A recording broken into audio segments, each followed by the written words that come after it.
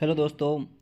आज हम बात करेंगे जो एनसीएसएम नोटिस है। पिछले वीडियो में मैंने समझाने की कोशिश की थी, लेकिन तुम किसको समझ में आया, किसी को नहीं आया कि बॉस वापस एक बार अच्छे से समझा दो। तो उसके लिए वीडियो है, तो अच्छे से देख लेना भाई। सारा है ना भाई, जो मैं वर्ड बोलूँ कि एनसीएसएम वालों ने ये बात बोली है कि अगर एक या दो सब्जेक्ट में अगर बैक है तुम्हारे, ठीक है, तो तुम्हें ओनली फॉर 1 और 2 पेपर ही देने हैं।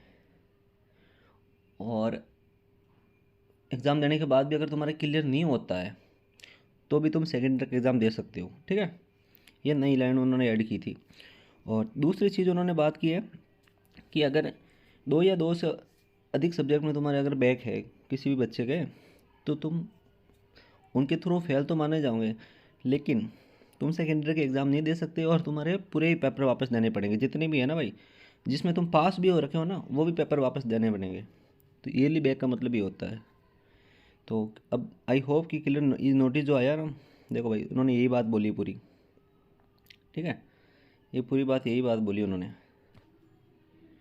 कि ना तो क्लास में बैठने के एलिजिबल है रेगुलर बैच के साथ, जब तक तुम्हारी ये क्लियर नहीं हो जाता चीज़ें, है ना। और रही बात एग्ज़ाम की, तो एग्ज़ाम होंगे तुम्हारे।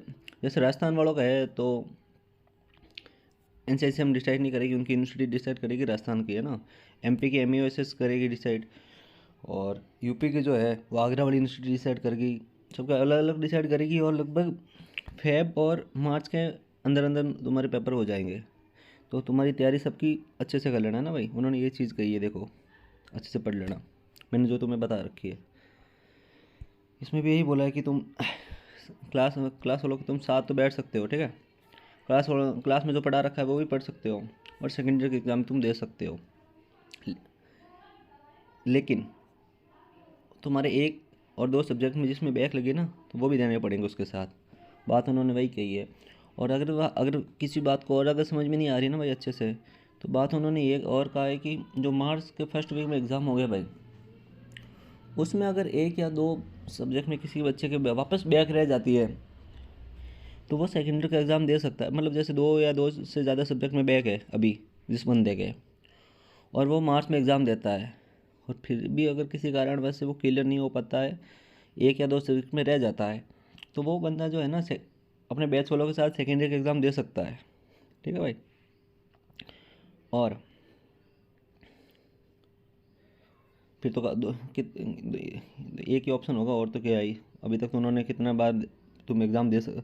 और ये बात भी बोली है कि तुम कितने बार, इनका कोई एरिया मतलब जो फिक्स नहीं कर रखा है कि तुम एक या दो बार ही दे सकते हो, ऐसा कोई नोटिस में नहीं आया है ना भाई अभी तक।